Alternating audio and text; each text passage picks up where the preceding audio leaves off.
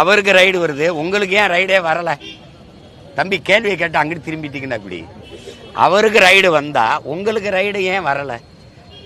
இந்தியாவில் பிஜேபி அல்லாத மாநில முதல்வர்கள், குறிப்பா சந்திரசேகர் அவர்கள் அவர் மகளுக்கு, நீங்க ஜார்க்கண்டில் அந்த முதல்வருக்கு, அரவிந்த் கெஜ்ரிவாலுக்கு, அவருக்கே எல்லாருக்கும் ரைடு வந்தது, ஏன் இவங்க வீட்டுக்கு மட்டும் வரல?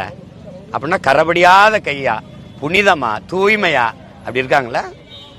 அப்படி இருக்காங்களா தம்பி? அப்படி இருக்காங்களா? உங்களுக்குள்ள ஒரு உடன்பாடு இருக்கு.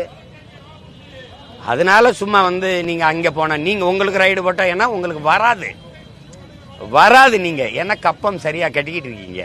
அதானே மறைமுகம்னு சொல்லிட்டு கள்ள உறவுகள் ரொம்ப நல்ல உறவு, நேரடி கூட்டணி. நான் கேட்கறதுக்கு பதில் சொல்லுங்க. நீங்க எதிர்க்கிறீல்ல, பாரதிய ஜனதா ஆளுகிற மாநில முதல்வர்களை பிரதமர் அவர் எளிதாக சந்திக்கிறாரா? எந்த மாநிலம் பாரதிய ஜனதா ஆளுகிற மாநிலத்தின் விளையாட்டுத்துறை அமைச்சரை பிரதமர் சந்திச்சிருக்காரா? இல்ல. உடனே காலையில மகனை சந்திக்கிறார், மாலையில அவரை சந்திக்கிறார், மாலையில அப்பாவை சந்திக்கிறார், காலையில மகனை சந்திக்கிறார். ஏதோ போறீங்க பொண்ணு எடுத்த சம்மந்தி மாதிரி போய் சந்திச்சுட்டு வரீங்களே, அது மறைமுகமா நேரடியா? அப்புறம்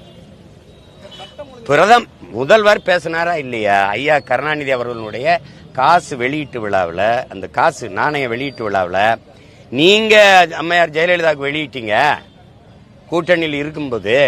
ஆனா பாரதிய ஜனதா வரல, கூட்டணியில் இருக்கும்போதே வரல. நாங்க கூட்டணியில இல்ல, ஆனால் எங்களுக்காக ராஜ்நாத் சிங் வெளியிடுறாங்க, அந்த அரசை வெளியிடுது எங்க அப்பாவுக்கு காசு அப்படின்னு. இதுல இருந்து தெரிஞ்சுக்கங்க, கூட்டணி வைத்திருந்தும் வரல பிஜேபி, கூட்டணி வைக்காமலே வருது திமுகவுக்கு. இப்ப யாரு ரொம்ப நெருக்கமான கூட்டணிங்கிறது நீங்க தான் புரிஞ்சுக்கணும். நெருக்கமான உறவு யாருன்னு புரிஞ்சுக்கணும்.